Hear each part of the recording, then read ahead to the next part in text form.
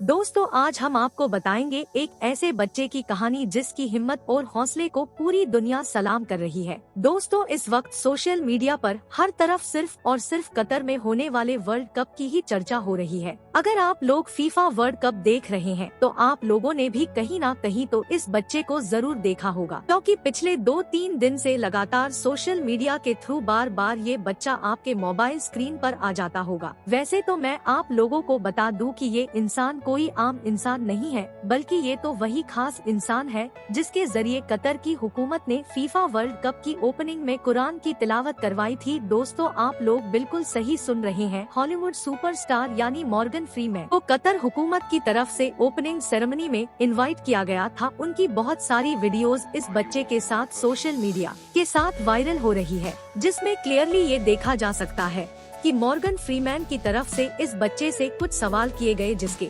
जवाब में सबसे पहले तो इस बच्चे ने बड़े ही खूबसूरत आवाज में कुरान की आयत पढ़ी और उसके बाद उसी आयत के एक्सप्लेनेशन से उसका जवाब दिया। इन दोनों के बीच का ये डिस्कशन बहुत ज्यादा वायरल किया जा रहा है और मुझे उम्मीद है कि आप लोग उस डिस्कशन को पहले ही देख चुके होंगे। मगर उन सारी वीडियोस को देखने के बाद ज्यादातर लोगों के दिमाग में सवाल यही है कि आखिर यह बच्चा है कौन और इसे ऐसी कौन सी बीमारी हो गई है कि जिसकी वजह से इसकी बॉडी का आधा पार्ट मौजूद ही नहीं है, और इस बच्चे में ऐसी कौन सी काबिलियत मौजूद है और ऐसी कौन सी खासियत मौजूद है कि जिसकी वजह से कतर हुकूमत की तरफ से फीफा जैसे बड़े इवेंट की जिम्मेदारी इस बच्चे को दी गई थी और इस बच्चे से ही कुरान की ने सिर्फ तिलावत करवाई गई थी, बल्कि उसका एक्सप्लेनेशन भी करवाया गया था। तो दोस्तों मैं आप लोगों को बता दूं कि इस खास इंसान का नाम है गनिम अल मुफ्ताह और ये कतर के ही के रहने वाले हैं और इनका जन्म कतर ही में 5 मई 2002 में हुआ था, यानी इस वक्त इनकी उम्र लगभग 20 साल के करीब हो चुकी है। इनका एक जुड़वा भाई भी है और इसके अलावा यह बचपन से ही एक ऐसी खतरनाक बीमारी का शिकार है कि जिस बीमारी में इंसान की रीढ़ की हड्डी के नीचे का हिस्सा डेवलप नहीं हो पाता है। यही वजह है शुरू में ही डॉक्टर्स ने जवाब दे दिया था, क्योंकि डॉक्टर्स का मानना था कि ऐसी कंडीशन में एक इंसान का सरवाइव करना बिल्कुल नामुमकिन बात है। मगर दोस्तों वो कहावत है ना कि जिसको अल्लाह रखे उसको भला कौन चक्के, और यही बिल्कुल गनिम के केस में हुआ। गनिम ने कभी भी हार नहीं मानी और अपने हौसले और अपनी हिम्मत के बलबूते पर वो न सिर्फ इस बीमारी से लड़ाई करता रहा बल्कि हमेशा जिंदा रहने में कामयाब रहा। और इस बच्चे की इस जीत ने न सिर्फ पूरी दुनिया को हैरान करके रख दिया, बल्कि उन कुछ खास लोगों के लिए एक उम्मीद की किरण भी जगा दी जो लोग ऐसी बीमारियों का ही शिकार है। शुरू में जब गनिम के माँ बाप ने इनका एडमिशन किसी अच्छे स्कूल में कराना चाहा था तो ज्यादातर स्कूलों ने इनको लेने से ही मना कर दिया था, और आखिर में जिस स्कूल में गनिम एडमिशन लेने में कामयाब हो गया था तो वहाँ पर ज्यादातर बच्चे गनिम के अपाहिज होने की वजह से उसके साथ रहने और उसके साथ खेलने से परहेज किया करते थे।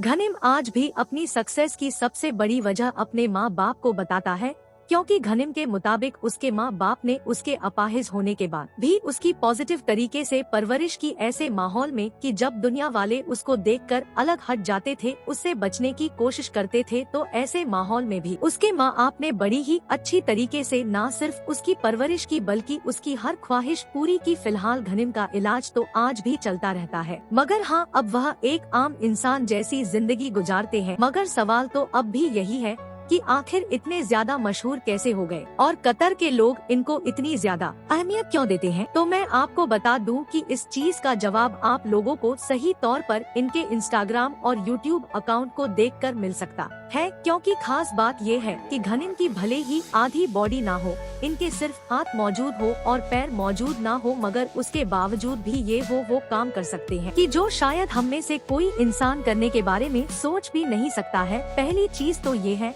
कि इस वक्त यह कतर के सबसे कम उम्र के एक बड़े बिजनेसमैन हैं और यकीनन ये हैरानी की बात है। इसके अलावा आउट एक्टिविटीज में भी शायद ही कोई ऐसी एक्टिविटी होगी कि जो ये ना कर सके। स्विमिंग भी अच्छी तरीके से करते हैं, पहाड़ों पर यह चढ़ जाते हैं, कार ड्राइव ये कर लेते हैं, रनिंग कर लेते हैं, फुटबॉल ये खेल लेते हैं, और इसके अलावा भी जाने यह क्या क्या करते रहते हैं। और इन सारी चीजों की वीडियोस बकायदा आप लोगों को यूट्यूब और इंस्टाग्राम पर मिल भी जाएंगी। अगर बात करें बिजनेस के बारे में तो गनिम ने आइसक्रीम की एक बड़ी कंपनी की बुनियाद रखी है, एक ऐसी कंपनी की जिसकी 6 से ज्यादा ब्रांचेस खुल चुकी है। और इसके अलावा उसमें 60 से 70 लोग नौकरी करते हैं। इतना ही नहीं, घनिम का अब यह सपना है कि वो अपने बिजनेस को बड़ी तेजी के साथ बढ़ाएं और अपनी इस कंपनी को गल्फ के साथ साथ पूरी दुनिया के अलग अलग इलाकों में फैलाए। घनिम ने अपनी फैमिली की मदद से घनिम फाउंडेशन नाम की एक ऐसी ऑर्गेनाइजेशन की बुनियाद भी रखी है कि जिस ऑर्गेनाइजेशन की यह जिम्मेदारी है कि वो दुनिया भर में अपाहिज लोगों को व्हील चेयर मुहैया कराए, यानी दुनिया में जितने भी अपाहिज लोग हैं जिनको व्हील चेयर की जरूरत होती है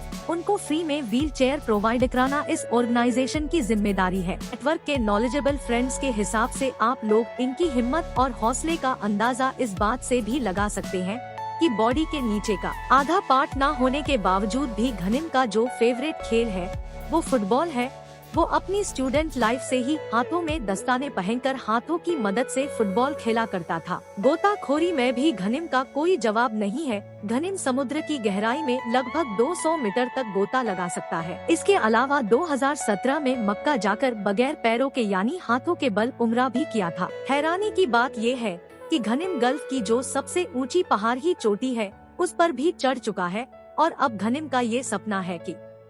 वो एक ना एक दिन दुनिया की सबसे ऊंची चोटी यानी माउंट एवरेस्ट पर भी चढ़कर दिखाएगा। दोस्तों, आज घनिम के इंस्टाग्राम पर लगभग 36 लाख के करीब फॉलोअर्स हो चुके हैं।